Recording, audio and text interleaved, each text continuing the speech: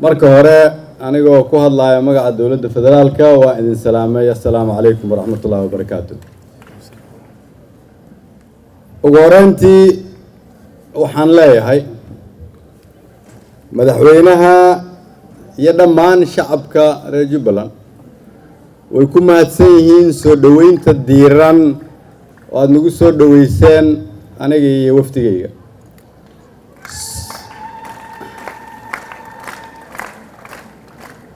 soo dhaweynta ra'iisul wasaaraha aad soo dhaweyseen waxay la macno tahay idinkoo soo dhaweeyay madaxweynaha salaantii uu igu soo kiin dhiibana iga guddooma.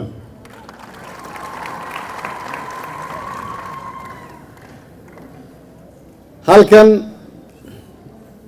ma ahan dawlad kale ama dal kale, halkan waxaa jooga shacabkii Soomaaliyeed oo leh qabiil walba oo Soomaaliyeed oo ay isu keentay Soomaalinimo.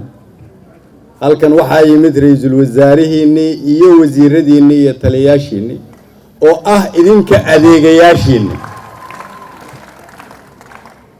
waxaa idin yimid dad idinka idin shaqeeya oo shaqaale idin ah.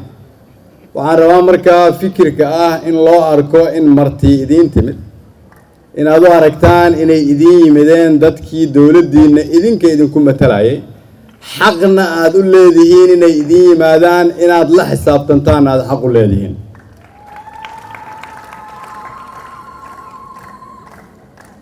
intii aan joognay halkan waxaa noo suurto gashay inaan aniga iyo madaxweynuhu yeelanno wada hadal dheer, aniga iyo madaxweyne ku-xigeenadiisa iyo isaga, aniga iyo isaga iyo taliyaasha ciidamada ila socday, aniga iyo isaga iyo qayb ka tirsan golihiisa wasiirada iyo golahayga wasiirada. waxaan ka wada hadlaynay sidii loo xoojin lahaa wada shaqaynta dawladda Soomaaliyeed iyo dhammaan dawlad goboleedyada xubnaha ka ah. waxaa kaloo ii suurto gashay inaan arko salaadiinta, ganacsatada, dhalinyarada Soomaaliyeed ee reer Jubbaland iyo madaxda reer Jubbaland iyo dad kale oo badan oo ka mid ah bulshada. sidii uu sheegay ugaaskii halkan soo istaagay, waa isu ugaasaynay waana dardaaranay, dardaarankiina waa sidaa. sida uu sheegay madaxweyne Axmed ama aad ka dareenteen hadalkiisa, malaha hore waa u taqaaneene waa dareenteen inay wax hagaageen. sida uu sheegay inta dhimanna waa dhammaystiraynaa, xamarna wuu noogu imaan doonaa. laakiin waxaan rabaa inaan idiin sheego markii hore oo aan imid Kismaayo iyo markii haddaba aniga iyo wafdigayga waxaa naloo soo dhaweeyey si diiran. waxaana rabaa inaan idiin sheego mar walba oo ay jirto mugdi ama dadka Soomaaliyeed ay dareemaan waxaa jira kala aragti duwanaansho, meel walba oo aan tago Soomaalinimadu way ka xoog badan tahay. taasi waxay astaan u tahay rajada u muuqata ummadda Soomaaliyeed. sababta aad u aragtaan mararka qaarkood in la isweydiinayo su'aalo waaweyn, sababta aad u aragtaan in la xisaabtamayo, sababta aad u aragtaan in cid walba oo Soomaaliyeed sidii gabadhii halkaas ka hadlaysay ay rabto in codkeeda la maqlo, waxa ay tahay waxaa soo adkaanaysa dawladnimada, waxaa kor u soo kacaya fahamka Soomaalinimada. in la isqabqabsado waa qayb ka mida dawladnimada, sababtoo ah isbeddelka isqabqabsiga waa in la kala tago. si marka dawladnimadeena ay u xoogaysato waxaa loo baahan yahay in la adkeeyo xarigga ama xarkaha dadka isku haya. kuwaasi waa maxay? waa inuu jiraa nidaam degsan oo caddaynaya waa maxay dastuurka aan rabnay inaan yeelanno mustaqbalka, waa maxay awood qaybsiga ka dhexeeya dawlad goboleedyada iyo dawladda federaalka, waa maxay khayraad qaybsiga ka dhexeeya, waa maxay shaqooyinka ay kala leeyihiin, waa maxay sharciga mustaqbalka doorashooyinka dalka xadidi doona, waa maxay maqaamyada ay kala la yeelanayaan magaalooyinka waaweyn ee dalka, sidee baa dunida loola dhaqmayaa siyaasad noocee ah ayaan rabnaa inaan ku shaqeyno 100 sano soo socota. su'aalahaas waaweyn ayaan hor taagan. su'aalahaas waaweyn waxay kalifayaan mararka qaarkood inay khasab tahay in la xisaabtamo.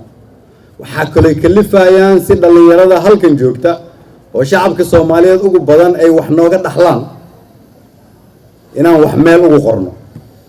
inteena waaweyn oo hadda madaxweyne Axmed sheegay uu lahaa waxaa sii dhamaanaysa intii khibradda u lahayd dowladnimada.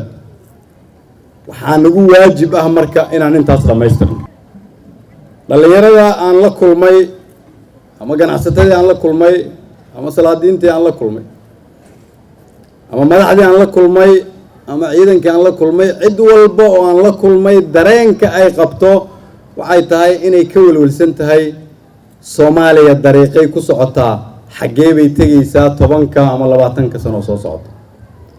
waxaan rabaa inaan idin sheego sida idinku aad ugu baraarugsantihiin in daawada kaliya ay leedahay ummadda Soomaaliyeed, in daawada kaliya ee xalka lagu gaari karo ay tahay inaan kulligoon oogno Soomaalinimada. taas ayaan ku shaqeynaynaa. waxaan rabnaa inaan hortiina ka ballan qaadno midnimada ummadda Soomaaliyeed in laga shaqeeyo muqaddas inay tahay inay qalbigeena ku taalo.